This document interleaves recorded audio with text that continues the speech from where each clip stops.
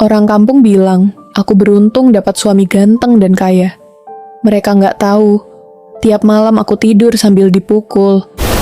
Namaku Mutiara. Aku lahir di desa kecil yang semua orang saling kenal. Dari kecil orang sering bilang aku cantik.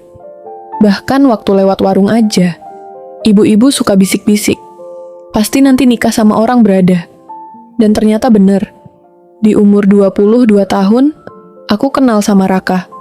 Cowok kota, motornya bagus, bajunya selalu rapi, ngomongnya manis. Waktu dia datang ke rumah, bapakku langsung suka.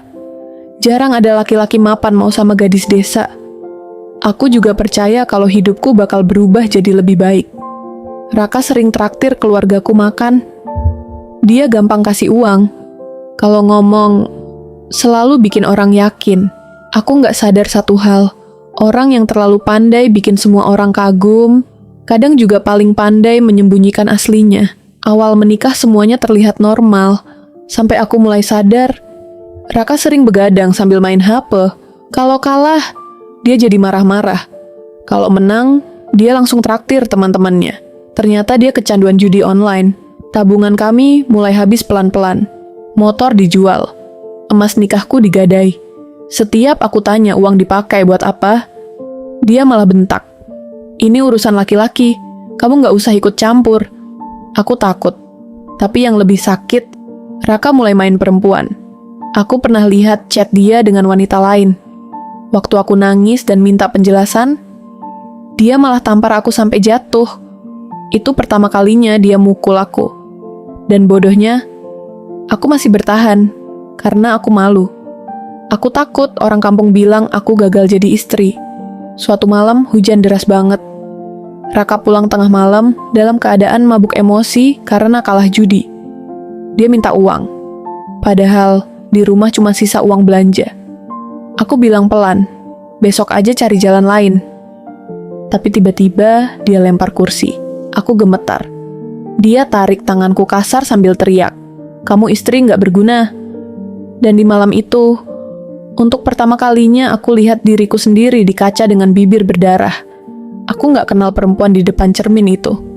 Cantik, tapi hancur. Besok paginya aku pulang ke rumah orang tuaku. Ibuku langsung nangis waktu lihat wajahku. Dan bapakku yang biasanya diam, cuma bilang satu kalimat, "Kamu nggak salah pulang." Kalimat itu bikin aku pecah nangis. Karena setelah sekian lama, akhirnya ada yang bikin aku merasa aku masih berharga. Hari ini aku tinggal lagi di desa. Aku mulai jualan kecil-kecilan dari rumah. Kadang masih ada tetangga yang ngomong, "Sayang ya." Padahal dulu suaminya kelihatan mapan. Tapi sekarang aku ngerti, rumah besar nggak ada artinya kalau setiap hari hidup dalam takut. Dan laki-laki yang benar-benar sayang nggak akan menghancurkan perempuan yang dia pilih sendiri. Aku belum tahu masa depanku bakal seperti apa. Tapi setidaknya sekarang, aku bisa tidur tanpa takut suara langkah kaki di tengah malam. Pesanku, jangan menikah hanya karena terpukau penampilan, uang, atau kata-kata manis. Karakter asli seseorang sering baru terlihat saat dia marah, kalah, dan tidak mendapatkan keinginannya. Dan kalau seseorang sudah berani menyakiti fisikmu, itu bukan cinta. Itu luka yang akan terus membesar kalau kamu tetap diam. Jika kamu punya kisah, kami mendengar. Follow untuk cerita berikutnya.